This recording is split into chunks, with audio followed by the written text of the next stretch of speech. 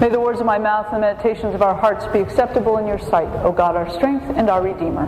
Amen.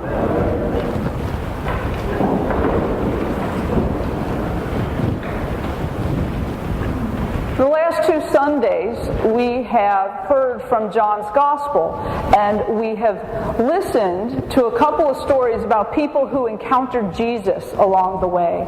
If you'll remember last Sunday, we heard the passage from John about the story of the Pharisee Nicodemus coming to Jesus in the night. And in that story, we at least have a sense of how Nicodemus moved, how his spiritual life developed, because the gospel writer told us a little bit more. Jesus started coming to Jesus under the cover of night, but by the end of John's gospel, if you'll remember, we learned that Nicodemus was there with Joseph of Arimathea to take Jesus' body down. So we get a little bit of understanding about how Nicodemus' encounter with Jesus changed his life, changed his spirituality, changed his relationship with God. This morning, we hear a story of another encounter with Jesus. The woman at the well, who has no name, and we learn nothing more about her in John's Gospel. We get this one encounter that we heard this morning, and then that is all. So I thought that this morning I might take a few minutes and let us imagine how this story unfolded from the woman's point of view. You know, the day started out just like any other day. It was hot, the sun was bright overhead, and I was headed to that well again. Well, I come here every day. Most of the women, they come in the morning or maybe in the evening when it's cool and the sun is not up or has started to go down. But I'm a bit of an outcast, you might say, in the town. The other women don't like me. And so whenever I would try and come to the well in the morning, I would get those kind of looks, some snide comments. And I decided I just didn't want to deal with that. So now I come at noon every day to haul water for me and my man. But this day was different. As I approached the well, there was someone sitting there. I couldn't quite see who, but there's never anyone at that well at noon. There's no shade.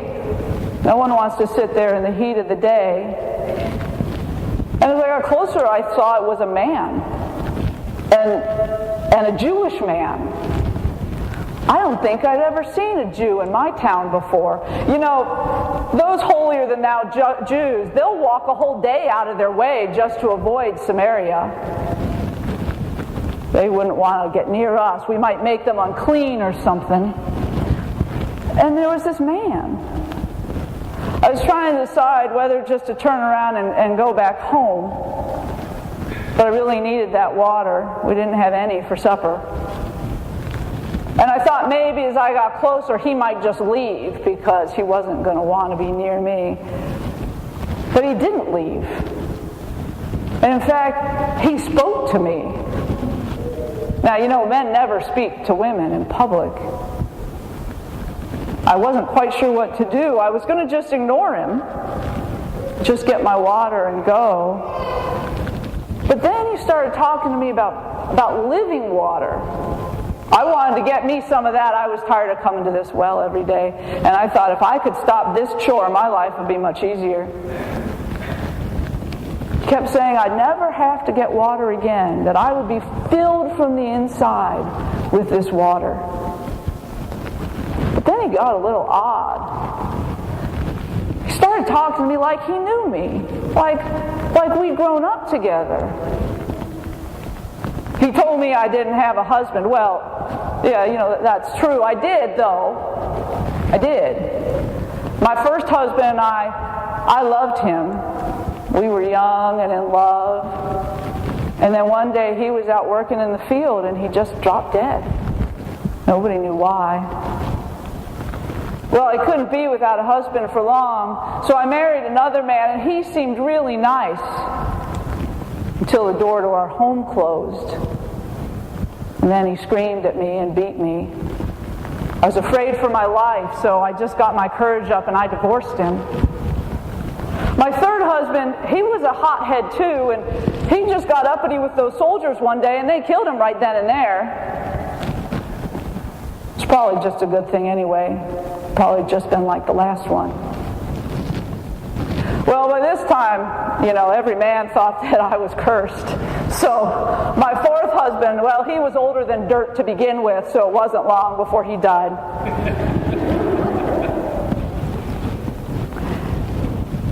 And I'm telling you, the pickings were getting slim. But my fifth husband, I have to say, he was a little flaky. I was looking for a good, solid man, but he finally decided that he just needed to see the world. And he just took off. That was about 2 years ago. I haven't seen or heard from him since, but I can't get a divorce because nobody knows whether he's alive or dead. So I'm living with a man now. We get on fine. He's good to me. I take care of him. He's not my husband, but I can't be living by myself. And this man by the well, telling me all about myself. How could he have known that? I'd never seen him before. Well, I just wanted to keep listening to him. I was even ready to give him a drink. I would have used my own bucket. But then all of a sudden, a whole group of men started coming back from the town. Well, I did not want to be there with a whole group of men, so I hightailed it back. I ran for all I was worth back to town, where all the men were gathered, and I said, "You've got to come hear this man by the well. He told me everything about myself. I think this is the Messiah of God." Well, I expected the men to just tell me to go away, but they didn't. They came. And they ran with me. And they met this man. And much to my surprise, they invited him to come back to our village, and he came. Well, I can tell you, his companions were not too excited to be coming back to a town of Samaritans. But after a few hours, we started sharing a meal, and they eased up a little bit. And I think I really met the Messiah. I think that was really him. Can you imagine me, a Samaritan woman? I met the Messiah. I may have to go back and fetch water out of that well. But something inside me has changed. Something on the outside's changed too. I think the men in the village told their wives to leave me alone because now I can go fetch my water in the morning with everybody else. They're not friendly, but at least I don't get those nasty stares anymore. But there's something inside me that's changed forever. I think I understand now what he meant by that living water, because I feel the presence of God with me. I think I'm changed forever.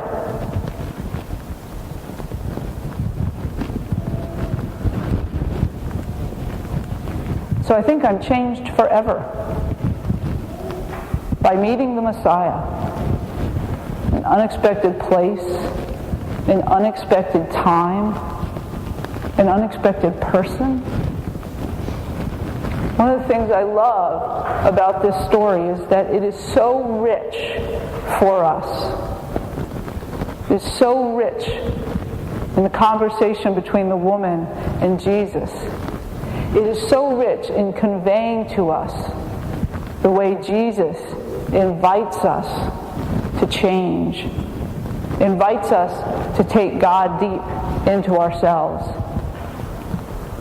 invites us to see the world in a new way. Each one of us has this living water within us. All of us have been touched by Jesus. Somewhere, sometime, someone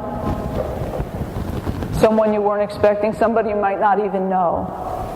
But we've all been gifted with that living water. with that sense of life and vitality within us. Each one of us is the woman at the well. Each one of us has encountered Jesus. She was changed forever. And the truth is that we're each changed forever as well. And every time we encounter Jesus, we are changed again, and changed again, and changed again. As we continue to become the people that God imagines us, each one of us, to be. It also tells us this morning, the story tells us there's no barriers. Men, women, Jews, Samaritans. But that living water comes to all of us, no matter who we are, no matter where we are, no matter who we think ourselves to be. God continues to imagine who we will become and gives us that living water. Amen.